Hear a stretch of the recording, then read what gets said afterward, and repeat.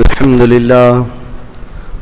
لله الحنان المنان الذي خلق الإنسان وعلمه البيان، والصلاة والسلام على رسوله سيد الإنس والجان وعلى آله وأصحابه ذوي الخير والإحسان، أما بعد فأعوذ بالله من الشيطان الرجيم. بسم الله الرحمن الرحيم. سيعلم الذين ظلموا أي منقلب ينقلبون. وقال الله تعالى: وما الله بغافل عما يعمل الظالمون. صدق الله مولانا العظیم. بارگاہ رسالت معاب صلی اللہ تعالی علیہ وسلم میں درود پاک کا ہدیہ پیش کریں. اللہم صلی علی سیدنا محمد معدن الجود والکرم وآلہ واصحابہ الکرام وابنہ الکریم وبارک وسلم صلاة دائمة سرمدا ابدا. عزیزان گرامی وقار، محرم الحرام اسلامی سال کا پہلا مہینہ، اور آپ تمامی حضرات جانتے ہیں اس سال کی ابتدا ہو کہ ہر سال اسلامی مہینے کی ابتدا ہوتے ہی محرم الحرام کے خاندان نبوت کے شہزادگان کی قربانیوں کو یاد دلایا جاتا ہے. اہل بیت اطہار کے نونہالوں کی قربانیاں یاد دلائی جاتی ہیں. اور جب سال ختم ہونے کو آتا ہے ذی الحجہ کا مہینہ، اس وقت بھی دو نبیوں کا ثبات و استقامت اور اسماعیل علیہ السلام کی قربانی یاد دلائی جاتی ہے. ہمارے سال کی ابتدا بھی قربانی سے ہے اور اس کی انتہا ختم بھی قربانی پر ہے. ایک خاص وجہ یہ ہے کہ اسلام کے اندر قربانیاں ہیں. یہ شہادت گاہ الفت میں ہے قدم رکھنا، لوگ آسان سمجھتے ہیں مسلمان ہونا. ہمیشہ سے ایک بات یاد رکھیں، دین اسلام ہم تک جو پہنچا ہے اس میں بڑے بڑے اکابرین، اسلاف، اولیاء کاملین کی بڑی قربانیاں ہیں. اس دین کو ہمارے گھروں تک پہنچانے کے لیے ہمارے اکابرین نے کوڑے بھی کھائے ہیں، پھانسیوں پر بھی لٹک گئے، اور سالوں تک جیلوں میں قید بھی رہے. سب ہو جانے کے باوجود انہوں نے دین اسلام پر کوئی آنچ آنے نہیں دی. ہم تو کربلا کی داستان سناتے سناتے تھک جاتے ہیں، ختم ہو جاتی ہے، اور اس کے بعد جو قربانیاں ہیں دین اسلام میں وہ اور بھی ہیں. مولا امام حسین، امام علی مقام سید الشہداء رضی اللہ تعالیٰ عنہ کی شہادت یقیناً پوری دنیا میں جو بھی سنے، چاہے وہ مسلمان ہو کہ غیر مسلمان ہو، رو پڑتا ہے.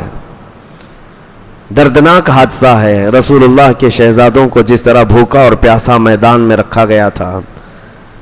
لیکن میرے عزیزو، یہ قربانیوں کی ابتدا تو رسول کریم صلی اللہ تعالیٰ علیہ وسلم کی زندگی پاک سے شروع ہو چکی تھی.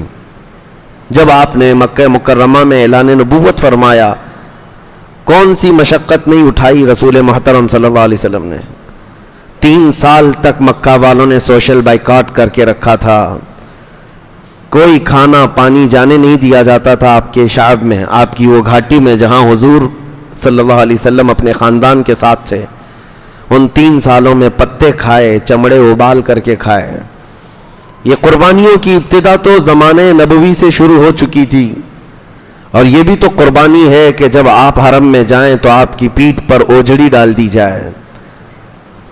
اور عقبہ بن ابی معیط ایک شخص ایسا ہے جس نے رسول اللہ صلی اللہ علیہ وسلم کے گلے میں رومال ڈال کر کے گھمایا تھا اور کھینچا تھا، جس کی وجہ سے حضور کے گلے میں سوجن آ گئی تھی. یہ سب قربانیاں ہی تو ہیں. اور مکہ مکرمہ میں عمار بن یاسر اور ان کے والد گرامی کو آگ میں جلایا جاتا تھا. بلال حبشی کو، خباب ابن الارت کو، خبیب ابن عدی کو، زید بن دسنہ کو، یہ وہ صحابہ ہیں جن کو مکہ والوں نے تڑپایا ہے. صرف تڑپایا نہیں، ان کے ایک ایک عضو کو کاٹا ہے. انگلیاں کاٹی ہیں، ناخنوں کو کھینچا ہے، کان کاٹے ہیں، ناک کاٹے ہیں. قربانیوں کی ابتدا تو زمانے نبوی میں ہو چکی تھی. اور مرد تو مرد ہے، عورتوں نے بھی قربانیاں دی ہیں. سیدہ بی بی سمیہ، جن کو ابو جہل نے گھوڑے کے پیروں سے باندھ کر کے دوڑایا تھا، اور پھر گھوڑا دوڑتے ہوئے آیا تو ان کی شرمگاہ پر تیر مار کر انہیں شہید کیا گیا تھا. یہ پہلی شہیدہ ہیں اسلام میں. عورتوں نے بھی قربانیاں دی ہیں, بچوں نے بھی دی ہیں. آج یہ ایک میسج ہے آپ تک کہ اللہ تبارک و تعالیٰ نے کتنے سکون کی زندگی آپ کو دی, ہمیں دی ہے. اس دور میں ایک اذان دینے کے لیے نہ ہمیں کوئی دقت ہے, نماز پڑھنے کے لیے ہمیں کوئی تلوار لے کر نہیں کھڑا ہے کہ اگر سجدے میں جاؤ گے تو سر کاٹ دوں گا, کوئی ایسی مصیبت نہیں ہے. رب تبارک و تعالیٰ نے بے پناہ آزادیاں دی ہیں, پلس اس پر یہ کہ ہمیں اچھا کھلا بھی رہا ہے, اچھا پلا رہا ہے, اچھا پہنا رہا ہے, ہمارے دولت میں فراوانی ہے, سب کچھ ہے. یہاں پر آرام ہی آرام ہے, اس کے باوجود ہم دین پر کتنے قائم ہیں یہ دیکھنے کی ضرورت ہے. آج ہم اپنے دین اسلام کو اپنے گھروں میں ہی اجنبی بنا رکھے ہیں. اسلام اسلام کے نعرے تو ہم لگاتے ہیں, لیکن اس اسلام کو نہ ہم اپنی بچیوں پر دیکھنا چاہتے ہیں, نہ بیویوں پر دیکھنا چاہتے ہیں. ان کو ننگا گھمائیں گے, اس وقت اسلام کہاں ہے؟ اسلام کے نعرے لگانے والے ہیں. یقیناً اسلام سے تمہاری اگر محبت ہے تو تمہیں اسلام کو اپنے گھر میں بھی دیکھنا ہوگا. اپنے گھر کے اندر بھی جب ننگا ناچ رہے ہوں اور عورتیں بے پردہ باہر جا رہی ہوں تو اس وقت تم دین اسلام کو تو بے پردہ کر کے بھیج رہے ہو. اسلام سے محبت کا معنی یہ ہے کہ آپ اپنے اوپر بھی اسلام کو پسند کرو اور اپنے گھر والوں پہ بھی اسلام کو پسند کرو. یہ نہیں ہے کہ اسلام کو ہم نے اپنے گھروں میں اجنبی بنا رکھا ہے, دوسرا آئے. حیرت کی بات ہے, اسلام تو ہمیں مسجدوں میں تو نظر آ جاتا ہے, جمعہ میں اگر آ گئے سب کے سب سجدہ ریز ہیں, لیکن یہی اسلام شادیوں کے محلوں میں کیوں نہیں نظر آتا؟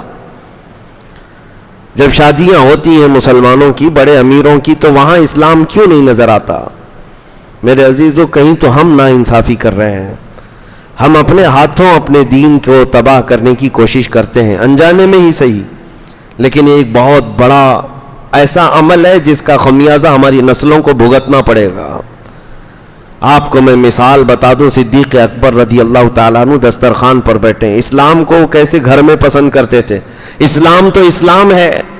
بیٹے نے ایک مرتبہ اتنا کہا کہ یہ لوکی کی سبزی جو بنی ہوئی ہے یہ مجھے اچھی نہیں لگتی ہے.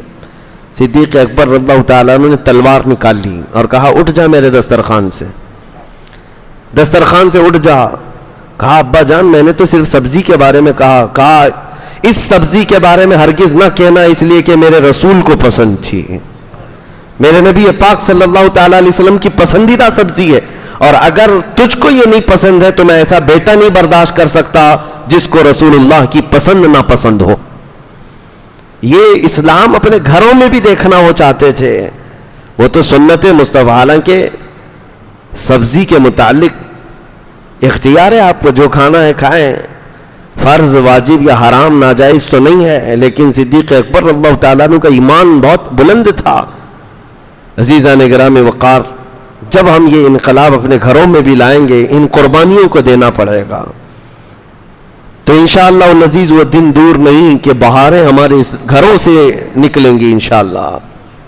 میں چند باتیں آپ کے سامنے رکھتا ہوں کہ قربانیوں کی ابتدا زمانہ نبوی سے ہوئی, اور پھر وہ ہجرت بھی حضور صلی اللہ علیہ وسلم کی بڑی قربانی تو ہے, اپنا وطن چھوڑنا اور دوسرے شہر جا کر آباد ہونا, پھر پورے ساتھیوں کا ساتھ چلنا, ایک بہت بڑی قربانی ہے. جب شہر مکہ چھوٹ گیا اور اپنے مدینے میں آباد ہوئے تو کیا یہ قربانی نہیں ہے, اپنا وطن اصلی چھوڑنا؟ پھر وہاں جانے کے بعد مسلسل جنگیں اور لوگوں کا مقابلہ, 10 سال تک تقریباً 17 جنگیں, سال بھر کا بھی موقع نہیں ملتا تھا سانس لینے کا. یہ بھی تو قربانیاں ہیں. کتنے عظیم صحابہ جنگوں میں شہید ہوئے. ایک ہی جنگ احد میں 70 صحابہ گئے, جن میں رسول کریم صلی اللہ علیہ وسلم کے سگے چچا, ان کے سفیر, ان کے خاص صحابہ شہید ہوتے گئے. یہ سب چیزیں دیکھ کر صبر کر لے جانا یہ بہت بڑی قربانی ہے. اور ان قربانیوں کی ابتدا جب حضور کے زمانے سے ہوئی تھی تو خلفائے راشدین کے زمانے میں بھی چلی, اور پھر کربلا کے میدان میں یہ کھل کر کے سامنے دیکھنے کو ملا. دنیا کی ایک ایسی عظیم قربانی جس میں خاندان رسول کا بچہ بچہ اپنی جان لے کر میدان میں اترا, اور کوئی پیچھے بھاگنے کی بات نہ کیا. گردنیں ان کی کٹ گئیں, بلکہ ایک دوسرے کو کٹتے ہوئے دیکھتے بھی رہے صبح سے شام تک. کوئی یہ نہیں کہا میرا بھائی اب کٹ گیا, اس کے اوپر گھوڑے دوڑ چکے ہیں, میں تو اپنی جان بچاؤں. حتیٰ کہ جو بیمار خیمے میں سو رہے تھے, زین العابدین امام سجاد بیمار تھے, بخار زدہ تھے, اس کے باوجود وہ اپنے بستر سے کھڑے ہو رہے تھے کہ سب جب جا چکے تو مجھے بھی جانے کی اجازت ملے. امام حسین نے ان کو تک دیکھا تو آپ رو پڑے اور کہا میری نسل تجھ سے چلنی ہے اور تم آرام کرو, میرے بعد خاندان نبوت کی ان عورتوں کو کون لے جائے گا, کون ان کا سہارا ہوگا. امام زین العابدین اس بات پر روتے رہے زندگی بھر کہ مجھے میدان میں اترنے نہیں دیا گیا ہے. تو کیسا جذبہ تھا ان کا, قربانیاں تو ان کی ماں نے ان کی گٹھی میں پلایا تھا, ان کو بچپن سے یہ جذبہ دیا گیا تھا, اسی لیے وہ میدان میں ڈٹے رہے, جمے رہے. عزیزان گرامی وقار, میں آپ کو ایک بات بتا دوں کہ اللہ تبارک و تعالی اس کا ایک قانون ہے, اس کا ایک دستور ہے, وہ اپنے بندوں سے امتحان لیتا ہے اور اس کے بعد ظالموں کو ان کے انجام تک پہنچاتا بھی ہے. بعض لوگ یہ سوچتے ہیں کہ ہم ابھی اترے اور اللہ کی مدد آ جائے اور اللہ تعالیٰ ایسی مدد کرے کہ سب کافر دشمنان اسلام جتنے ان کے دانت کھٹے ہو جائیں, یہ سرنگو ہو جائیں, یہ خائب و خاسر ہو جائیں, ذلیل ہو جائیں. یہ ٹھیک ہے, تمنا ہے, لیکن تمہیں تاریخ یہ دیکھنی پڑے گی. رسول کریم صلی اللہ تعالی علیہ وسلم کے زمانے سے اگر حضور دعا کر دیتے مدینے میں بیٹھ کر, تو کیا وہ مکہ کے 1000 کافر جو بدر میں آ رہے تھے زمین میں نہیں دھس جاتے؟ کیا ان کے لیے آسمان سے عذاب نہیں آ جاتا جو انہیں گرفتار کر لیتا؟ حضور مدینے میں بیٹھ کر دعا نہیں کر رہے تھے, بلکہ 313 نہتے صحابہ کو لے کر بدر کے میدان میں اترے, اور وہ بھی روزے کے عالم میں ہیں. رمضان کا مہینہ ہے, پیدل چل کر کے گئے, 4 گھوڑے ہیں سب 313 کے پاس, تلواریں سب کے پاس نہیں. یہ ایک عظیم امتحان کے لیے اتارا گیا, اور جب سب صحابہ نے یہ اپنا حوصلہ اور اپنی استقامت دکھا دی, تب رات کے وقت رسول کریم صلی اللہ علیہ وسلم نے یوں دعا کی کہ اے اللہ اس جماعت کو اگر تو نے فتح نہیں دی تو قیامت تک اس زمین پر سجدہ کرنے والا کوئی نہیں آئے گا. اب یہ محبوب کی دعا تھی, مناجات تھی اپنے رب کی بارگاہ میں, پھر اللہ تعالیٰ نے روشن فتح عطا فرمائی. یہ نہیں ہے کہ ہم اپنی مسجدوں میں بیٹھ کر کے تسبیح پڑھیں اور دعائیں کرتے رہیں, ہمیں عملی میدان میں اترنا چاہیے. اب عملی میدان میں اترنے کا مطلب کیا ہے؟ ہر کوئی فوراً اپنا ذہن یہاں دوڑاتا ہے کہ ہم تلوار لے کر کے, بندوق لے کر کے, چاقو لے کر کے میدان میں اتر جائیں اور لوگوں کو ڈرائیں. نہیں, دیکھیں ایک بات یاد رکھیں, مقابلہ کرنے کی سمتیں الگ ہیں, تقاضے الگ ہیں. ہر زمانے میں, ہر طرح سے, ہر علاقے میں الگ الگ انداز سے حق و باطل کی جنگیں ہوئی ہیں. یہ ضروری نہیں ہے کہ ہر حق و باطل کی جنگ میں تلوار ہی اٹھائی جائے, ضروری نہیں ہوتا. ہر حق و باطل کی جنگ میں چاقو, چھری اور بندوق ہی اٹھایا جائے, نہیں, وہ آخری دور ہوتا ہے. حق و باطل کی جنگوں میں ہمارے عظیم اولیاء کرام نے بھی لڑائیاں لڑی ہیں. کیسے؟ جب باطل سر ابھارتا ہے تو بچوں کو عملی طور پر میدان میں اتار کر کے میرے مصطفیٰ کے اخلاق پہنا دینا, یہ بھی ایک عظیم جنگ ہے. ان باطل قوتوں کے سامنے ایک عظیم جنگ ہے. جس چیز کی وہ جڑیں کاٹنے پر لگے ہوئے ہیں, ان جڑوں کو پھر سے پانی دے دینا, یہ ایک عظیم جنگ ہے. آج تمہاری تاریخ کی جڑیں کاٹنا چاہتے ہیں, نبی کریم صلی اللہ تعالی علیہ وسلم کی محبت پر ایک میلی چادر ڈالنا چاہتے ہیں. یہ سارے کفار و مشرکین مل کر کے پوری دنیا میں پلاننگ نہیں کر رہے ہیں. حضور کی گستاخیاں, اسلام کی گستاخیاں رب العالمین کی بارگاہ میں. آپ کبھی محسوس کرتے ہیں ایکس مسلم نام سے تو بہت سارے لوگوں کو لا کر کے ہاٹ سیٹ پر بٹھایا جاتا ہے. ایکس ہندو دیکھا, ایکس کرسچن دیکھا کہ جو کرسچینٹی چھوڑ کر کے آیا ہو یا ہندوازم کو چھوڑ کر کے آیا ہو, اس کو بھی لا کر ہاٹ سیٹ پر بٹھا کر اس سے ڈیبیٹ کیا جاتا. نہیں, ایکس مسلم, یہ باضابطہ پری پلانڈ ہوتے ہیں. یہ پورے پیدا کیے ہوئے کتے ہوتے ہیں جن کو پال کر کے لایا جاتا ہے. میں صرف آپ کو ایک مثال دے رہا ہوں. پوری دنیا جب نشانے پر رکھ چکی ہے تاریخ اسلام کو, قرآن کو, رسول کریم صلی اللہ علیہ وسلم کی ذات کو, ان حالات میں اب تم خود حالت جنگ میں ہو.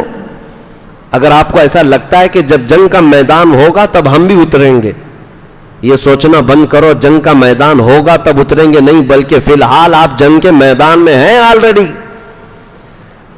ہم روزانہ دیکھ رہے ہیں یہ سارے حالات. ہم حالت جنگ میں، حالت امن میں نہیں ہیں. اور جب بندہ حالت جنگ میں ہوتا ہے تو اسے سونا اور اسے کھیلنا، اسے عیاشی کرنا زیب نہیں دیتا. مجھے ایک بات بتاؤ، جب تمہارے گھر کے سامنے تمہارے باپ کا یا بھائی کا یا ماں کا جنازہ رکھا ہوا ہو اور تم گھر میں اندر ٹی وی چالو کر کے اور گیم کھیلتے ہوئے بیٹھے ہو، کیا یہ دنیاوی اخلاق کے اعتبار سے کوئی آپ کی تعریف کر سکتا ہے؟ بلکہ تمہارا ضمیر خود تمہیں اس بات کی اجازت نہیں دے گا. میرے گھر کے دروازے پر میرے گھر کا جنازہ رکھا ہے اور اس وقت ارے حال تو یہ ہوتا ہے لوگ چولہا بند کر دیتے، کھانا نہیں پکتا گھروں میں. تو جب امت مصطفیٰ پر ایسے سخت حالات آئے ہیں تو جوانوں سے میں یہی کہتا ہوں، کچھ وقت تو نکالو قرآن پاک کے لیے، کچھ وقت تو نکالو رسول محترم صلی اللہ تعالی علیہ وسلم کی شریعت طاہرہ کے لیے. آج اگر تم نہیں اٹھے اور تم نے اپنے عملی میدان میں کوششیں نہیں کی تو پھر بات یہی ہے کہ امت اس وقت ان حالات سے گزر رہی تھی کہ روزانہ ملک شام، فلسطین، یمن، عراق، ہر جگہ سے بچوں کی چیخیں آتی رہیں اور ہم تو موج مستی میں رہے. آپ لوگوں کا ایک سوال ہو سکتا ہے ہمیں کیا کرنا چاہیے؟ میرے عزیزو، دل کو نرم کر دینا یہ بھی بہت بڑا کمال ہے. اپنے دل کو نرم کر لو. بس یہاں بیٹھے ہو، تم جا نہیں سکتے اتنے بڑی دور اور وہاں جا کر کے مقابلہ نہیں کر سکتے، یہ ہمیں بھی تسلیم ہے، ہمیں بھی پتا ہے. لیکن ہمارا تقاضا صرف اتنا ہے، یہاں بیٹھے ہوئے دل سخت تو نہ کرو. دل میں اگر تمہارے نرمی آ گئی، یہی اللہ رب العزت کی بارگاہ میں قبولیت کی علامت ہے. دلوں کو نرم کر لینا اور اللہ تعالیٰ کی طرف دوڑنے کی خواہش پیدا کر لینا، بس اتنی سی بات ہے. میں اس آیت کریمہ کو مکمل کر دوں. اللہ نے فرمایا کہ ظالم عنقریب جان لیں گے کہ کس پلٹی پر وہ منہ کھا کر گریں گے. اللہ تعالیٰ ظالموں کو ان کے انجام تک پہنچائے گا. تاریخ میں یہ بات موجود ہے. ظلم ایک حد تک جاتا ہے، اس کے بعد پھر کروٹ لیتا ہے. الحق یعلو ولا یعلی علیہ، حق غالب ہو کر رہے گا، اس پر اللہ کسی اور کو غالب نہیں کرے گا. ہاں، چند دنوں کے لیے چاند پر بھی گہن لگ جاتا ہے، لیکن اس کا مطلب نہیں کہ چاند کالا ہو گیا. جب گہن ہٹتا ہے تو پھر چاند اپنے شباب کے ساتھ چمکتا بھی ہے. اگر خاندان نبوت پر کربلا جیسا واقعہ پیش آیا ہے تو اس کا مطلب یہ نہیں ہے کہ نبی کا خاندان مٹ گیا. دنیا آج بھی جانتی ہے، پوری دنیا کے چپے چپے میں میرے مصطفیٰ کا خاندان آباد ہے. سادات کی خوشبو ہر جگہ موجود ہے. لیکن تخت پر بیٹھے ہوئے شاہی حکمرانوں کے خاندان کہاں چلے گئے؟ یزید کے بچے کہاں ہیں؟ یزید کا خاندان کہاں ہے؟ کوئی نہیں بتا پاتا. اس لیے یاد رکھو، رب تبارک و تعالیٰ قرآن میں فرماتا ہے کہ ظالم عنقریب یہ جان لیں گے کہ وہ کس پلٹی پر گرائے جائیں گے. اب ایک بات میں آپ کو بتاؤں، حالات پھر سے ہمارے ساتھ ایسی ہی ہیں. کربلا واقع ہونے کو ہے اور یزیدی فتنے جنم لے چکے ہیں. جگہ جگہ یزید ہیں اور وہ اپنے طاقت کے زور پر پوری دنیا کے نظام کو بدلنا چاہتے ہیں. اب ہم پوری دنیا میں نہ جائیں تو اپنے ملک میں ہم حالات دیکھ رہے ہیں. یہاں پر اب حسین اعظم کے کردار کو زندہ کرنے کی ضرورت ہے. ہم چھوٹی چھوٹی سی باتوں پر بلک اٹھتے ہیں، تڑپ اٹھتے ہیں. کہاں حسین اعظم کی کردار؟ کربلا کے میدان میں اترنا بہت دور کی بات ہے. ہم چھوٹا سا کسی کا تانا دیا ہوا برداشت نہیں کر پاتے. ہم چھوٹی لڑائیوں میں آپے سے باہر ہو جاتے ہیں، آسمان سر پر اٹھا لیتے ہیں. امام حسین سید الشہداء کی بات میں بتاتا ہوں. سیدنا غوث گوالیاری رحمت اللہ علیہ ایک بڑے بزرگ گزرے ہیں، اللہ کے ولی، بڑے صبر والے تھے. ان کی ایک مثال میں آپ کے سامنے رکھتا ہوں. وہ ایک بار راستے سے جا رہے تھے، ڈاکو کچھ راستے پر پریشان کر رہے تھے. کبھی ان کا جبہ کھینچا، کبھی ان کا امامہ کھینچا. تو ان کے مرید ساتھ میں تھے اور ان کے ساتھ ان کی ایک نواسی تھی، چھوٹی سی 8 سال کی یا 7 سال کی بچی تھی. اس کو ساتھ میں لے کر چل رہے تھے. تو یہ جو گنڈے تھے، موالی تھے، وہ کبھی آپ کا جبہ کھینچے، کبھی امامہ کھینچے. تو ان کے مرید کہتے حضور آپ کی شان اتنی بلند، ان ظالموں کو دیکھیں کیسی شرارت کر رہے ہیں، ان کو کچھ انجام تک پہنچائیں. سیدنا غوث گوالیاری نے کہا ہم اہل سلوک ہیں، اللہ کی طرف چلنے والے، ہم جلال کا اظہار نہیں کرتے، ہم صبر کرتے ہیں، ہم صبر کرتے ہیں. آگے چلنے کے بعد کچھ اور بدماشوں نے ان پر دھول پھینکا، مٹی پھینکی. آپ نے کپڑے جھاڑ لیے اور کہا ہم اہل سلوک ہیں، صبر کرتے ہیں، جواب نہیں دیتے. ان دیے ہوئے مظالم کے ہم جلدی جواب نہیں دیتے. مرید بار بار کہتا تھا حضور ان کو ہلاکت کی دعا کر دیں. کہا نہیں، اہل اللہ والے بد دعا نہیں کریں گے، صبر کرتے ہیں. آگے چلنے کے بعد ایک ڈاکو نے ان کی چھوٹی سی جو نواسی تھی اس کے کان میں جو بالیاں تھیں انگلی ڈال کر کے یوں کھینچا کہ بچی کا کان پھٹ گیا، بچی کا کان پھٹ گیا. سیدنا غوث گوالیاری نے دیکھا بچی کا خون، بچی کا کان لہو لہان ہے. صرف آپ نے انگلی سے یوں اشارہ کیا، اے رب العالمین اس کو تباہ فرما. وہ جو گنڈا موالی تھا جس نے انگلی ڈال کر کان پھاڑا تھا، ہوا میں اڑا اور واپس ایسے پتھر پر پٹک دیا گیا کہ سر پھٹ گیا، جگہ پر مر گیا. اب یہ واقعہ میں یہاں بیچ میں کیوں کہہ رہا ہوں، اس کا کیا ریلیشن ہے؟ مرید صادق ساتھ میں تھے. کہا حضور آپ تو کہہ رہے تھے آپ اہل اللہ ہیں، آپ مظالم کا جواب نہیں دیتے، بچی کے کان پھٹ جاتے ہی آپ نے تو اس کو ہلاک کر دیا. سیدنا غوث گوالیاری نے تاریخی جملہ کہا میاں یہ ہم سب کیا قیامت تک آنے والے اپنے اوپر آنے والے مظالم کو تو دیکھ سکتے ہیں، بچوں کی تکلیف کو گوارا کر لینا صرف امام حسین کا کام ہے. صرف سب اس صبر کے درجے پر وہ صرف کربلا کی داستان میں ہے، باقی کوئی نہیں برداشت کرتا. یہ حقیقت ہے میرے عزیزو. اولیاء اکرام کی بھی فہرست دیکھ لیں، ان پر جو ظلم ہوئے ہیں سب برداشت کیے گئے، لیکن سامنے اگر کسی باپ کے بچے کو تڑپایا جائے یہ گوارا نہیں ہوتا. آج بھی ہماری کیفیت یہ ہے، ہم بخار کو سہ لیں گے، ہم بیماریوں کو سہ لیں گے، لیکن بچہ اگر تھوڑی دیر سردی میں بھی آ جائے ہمارا دل گوارا نہیں کرتا، ہم اسے سینے سے لگائیں، کبھی ادھر بھاگیں کبھی ادھر بھاگیں، ڈاکٹروں کے چکر لگائیں، بچوں کی تکلیف باپ نہیں دیکھ پاتا. اب اس بات کو سن کر کے پھر اندازہ لگاؤ کربلا کے میدان میں اس حسین کا کلیجہ کتنا بڑا تھا جنہوں نے اپنے جوان بیٹے علی اکبر کی لاش اپنے کندھے پر اٹھا کر لائے، اور وہ بھی ٹکڑے ہو چکی لاش، جس کے ٹکڑے ہو چکے تھے، اور اپنے سگے بھتیجے امام قاسم کی لاش جس پر گھوڑے دوڑ چکے ہیں، اور پھر اس پر طرفہ یہ کہ 6 ماہ کے چھوٹے بچے کو جب ان کے ہاتھ میں موجود پانی کی طلب لے کر آنے پر گلے پر تیر چلا دیا جائے، بچہ جب ہاتھوں میں خون میں لت پت ہو، اس منظر کو دیکھ کر دنیا کی کون سی ہستی ہے جو برداشت کر پائے؟ اپنے سگے بھائی کو کٹتے ہوئے ہاتھ دیکھا عباس علمبردار کو، اور اس کے بعد ان کے سینے پر نیزہ مار کر جب یزیدیوں نے شہید کیا، تب تک میں نے دیکھا ہے تاریخ میں امام حسین نے صرف اتنی بات کہی جن کی عمر 60 سال کے قریب ہو چکی ہے. 60 سال کی عمر کے قریب رب العالمین کی بارگاہ میں صرف اتنا کہا الآن انکسر ظہری، اے اللہ میری ریڑھ کی ہڈی ٹوٹ گئی، تیرے علاوہ کس سے شکایت کروں، تیرے علاوہ کس سے میں شکایت کروں. عزیزان گرامی وقار، اس پورے میدان کربلا میں ایک اہم میسج یہی ہے کہ ہم اپنی چھوٹی چیزوں کو جب برداشت نہیں کر پاتے تو بڑی چیزوں کا مقابلہ کیا کر سکیں گے. برداشت کی طاقت بھی بڑھانا بہت ضروری ہے.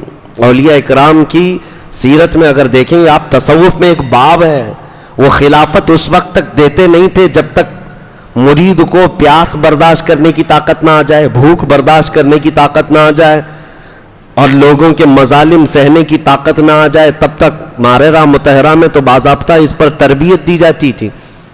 خاص طور پر مچھلی کھلا کر رات میں یوں ہی دروازہ بند کر کے سلا دیا جاتا، صبح تک وہ بندہ تڑپتا رہتا، پانی نہیں دیتے. اور اگر کوئی بہت زیادہ اتاولا ہو جاتا کہ پانی نہیں تو اس کو بھیج دیا جاتا، جا تو یہاں کی خلافت لینے کا اہل نہیں ہے۔ برداشت کی طاقت پیدا کرنا مسلمان کے لیے بہت ضروری ہے، اور یہی کربلا کے میدان میں ہمیں ایک بہت بڑا عظیم پیغام ملا ہے۔ مرد تو مرد ہیں۔ ایک دانشور نے بہت اچھی بات لکھی ہے، کربلا میں موتیں تو ہوئیں، حسین اعظم کی موت، شہادت، علی اکبر کی شہادت، امام قاسم کی شہادت، سب کی ایک بار ہوئی، لیکن اس میدان میں سب سے بڑا جگر رکھنے والی کوئی شخصیت ہے تو سیدہ زینب ہے، جو پورے میدان کو دیکھتی بھی رہی۔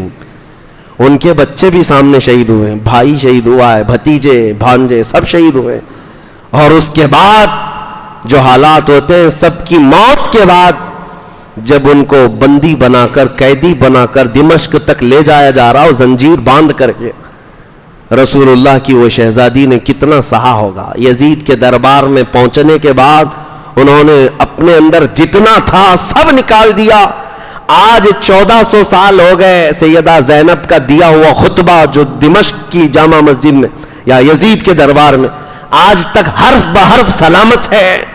لوگ آج اس کو پڑھتے ہیں تو رو پڑتے ہیں۔ سیدہ زینب نے جو خطبہ دیا تھا، ایک ہی جملہ اگر میں بتاؤں میرے عزیزو، سیدہ زینب نے کہا تھا، دنیا کی ہر ماں اپنے بیٹے پر روتی ہے اگر بیٹا انتقال ہو جائے، ہر بہن اپنے بھائی کی موت پر روتی ہے، ہر پھوپھی اپنے بھتیجے کی موت پر روتی ہے، لیکن زینب کے لیے یہ تلاش کرنا ہی مشکل ہے وہ روئے تو کس پر روئے، بھائی پر کہ بیٹے پر کہ بھتیجے پر کہ بھانجے پر، سب کی لاشیں ایک ساتھ ہیں۔ عزیزان گرامی وقار، کربلا کے اس میدان میں بہت عظیم پیغامات دنیا کو ملے ہیں، آپ سن ہی رہے ہیں اور ہر سال سنتے رہتے ہیں۔ اس کا خلاصہ صرف اتنا ہی ہے کہ اپنے دلوں کو جوان رکھو، بیدار رکھو، سہنے کی طاقت بھی، اور اس کے علاوہ ایک بات اور کہ ظلم زیادہ دیر تک نہیں چل سکتا، اللہ تعالیٰ کی مدد آ ہی جاتی ہے۔ آپ کو یہ نہیں کہا گیا کہ ظلم سہتے ہوئے تم خاموش رہ جاؤ، نہیں، مار برداشت کی جا سکتی ہے، پھانسی برداشت کی جا سکتی ہے، لیکن زبانی خاموش نہیں رہا جا سکتا، حق بات موت تک کہی جانی چاہیے۔ یہ پیغام ہے، اس کا کوئی الٹا میسج یہ نہ لے لے۔ سہنے کی طاقت کا مطلب یہ نہیں ہے کہ خاموشی سے سہتا رہے، بلکہ اس پر تو ظالموں کو خوشی ہے کہ ہم نے مارا، دیکھو چپ ہو گیا، نہیں، سہنے کی طاقت کا مطلب یہ ہے کہ تم ظلم تو سہ لو، شکایت اس سے نہیں، بلکہ جس بات پر تمہیں ظلم دیا جا رہا ہے وہ اسلام کی حقانیت پر 1000 کوڑے لگ جائیں، لیکن تمہیں اس بات پر قائم رہنا ضروری ہے۔ آج جیسے موب لنچنگ کے حالات آ گئے، نوجوانوں کو باندھ کر کے مار کر کے ان سے کہا گیا کہ ان کا نام لو ان کا نام لو، یہ حالات سے ظلم تو ہو ہی گیا، ان بچوں نے سہ لیا، مرنا تو ویسے بھی تھا، لیکن کسی اور کا نام لے کر کے کیوں اللہ اکبر کہہ کر جائے تو اس پر عظیم شہادت کا ثواب بھی ہے، بلکہ ان شہیدوں کو مولا حسین کی پڑوسی ہونے کا شرف حاصل ہوگا۔ ان حالات کے تقاضوں کے اعتبار سے میں صرف آپ کو یہی کہنا چاہوں گا کہ اپنے گھروں میں دین اسلام کو پسند کرو۔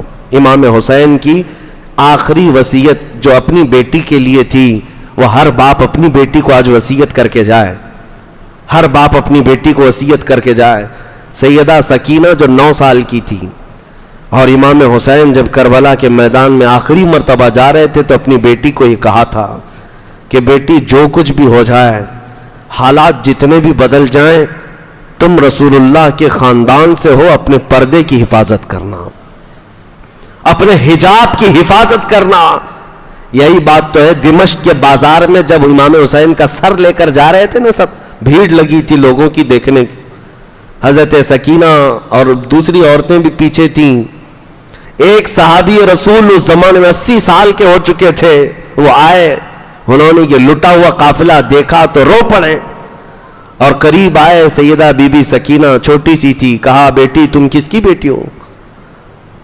لڑکی نے کہا یہ جو سر جھا رہا ہے میں اسی کی بیٹی ہوں۔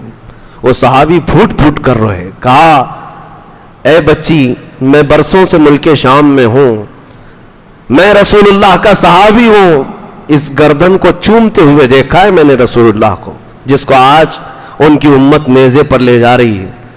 اے میری بچی، کوئی حاجت ہو تو بتاؤ، میں یہیں کا رہنے والا ہوں۔ اس بچی نے 9 سال کی عمر میں، جبکہ قافلہ لٹا ہوا جا رہا ہے، کہا کہ پہلی بات تو اس دیار غریب میں ہم سے کوئی پوچھنے والا تو آیا، اور اگر آپ پوچھتے ہیں ہماری کوئی حاجت ہے، یہ بھوکا قافلہ تھا، یہ پیاسا قافلہ تھا، تڑپ کر کہتی کہ کھانا پانی تو لے آؤ۔ کمال ہے، سیدہ سکینہ نے کہا بابا جان آپ اگر ہماری حاجت پوچھنے آئیں تو صرف اتنا کر دیں کہ یہ جو سر لے کر کے جا رہے ہیں ان کو تھوڑا آگے بڑھا دیں، ہمارے قافلے سے آگے بڑھا دیں۔ کہا بچی ایسا کیوں کہہ رہی ہو؟ کہا اس لیے کہ سر حسین کو دیکھنے کے لیے بہت سارے لوگوں کی بھیڑ آ رہی ہے، اور سر دیکھنے کے چکر میں ہمارے پردے کی حفاظت نہیں ہو رہی۔ بابا کا سر آگے لے جاؤ، یہ ہے پیغام حسین، اپنے گھر میں اسلام کو پسند کرنا، اور ان کی شہزادیوں نے دنیا کو دکھایا ہے۔ باپ کا سر لے جانے کے وقت بھی اگر انہوں نے کسی چیز کا خیال کیا ہے تو رسول اللہ کی شریعت کا خیال کیا ہے۔ یہاں ہمارے گھر میں نارمل بھی کسی کی موت ہو جائے تو عورتیں تو بے پردہ باہر نکل آئیں گے، نہ ان کے سروں کے دوپٹوں کا خیال ہے، یہ ماتھا پیٹنا سیٹنا پیٹنا، ان کو تو کوئی ہوش و حواس نہیں رہتا، چاہے جیسی حالات آ جائیں۔ پیغام حسین یہی ہے، آخری کربلا کے میدان کا میسج اپنی بیٹی کے لیے یہی تھا کہ بیٹی حالات جتنے بھی بدل جائیں تم اپنے پردے کی حفاظت رکھنا، اپنے حجاب کی حفاظت کرنا۔ کیوں پیغام نہ دیتے حسین؟ اس لیے کہ اس گود میں پلا ہوا حسین ہے جو فاطمہ کا لاڈلا، جس کو کسی آنچل نے، جس کے آنچل نے آج تک نہ دیکھا مہر و ماہ نے، اعلیٰ حضرت نے فرمایا، چاند و سورج نے جس کے آنچل کو نہ دیکھا ہو، اس ردائے عفت پہ لاکھوں سلام، سیدہ طیبہ ظاہرہ، اس جان احمد کی راحت پہ لاکھوں سلام۔ اس حسین اعظم کا پیغام کیوں نہیں ہوتا؟ ماں کو دیکھا تھا، ماں کی وصیت کو بھی سنا تھا کہ رات کے وقت جنازہ لے جائے، کوئی جنازے کو بھی دیکھنے نہ پائے۔ عزیزان گرامی وقار، یہ بات صرف اس لیے کہہ رہا ہوں کہ آج بدلو، اپنے گھروں میں اسلام پسند کرو، یہ نہیں کہ اسلام زندہ باد، اسلام زندہ باد ہم نعرے لگائیں اور اپنی بیوی پر بھی اسلام پسند نہیں، اپنی بیٹیوں پر اسلام پسند نہیں، اپنے گھر کی بچیوں پر اسلام پسند نہیں، ان کو ننگا گھمانا تمہیں شوق ہو، پھر کون سی اسلام زندہ باد کے نعرے ہیں؟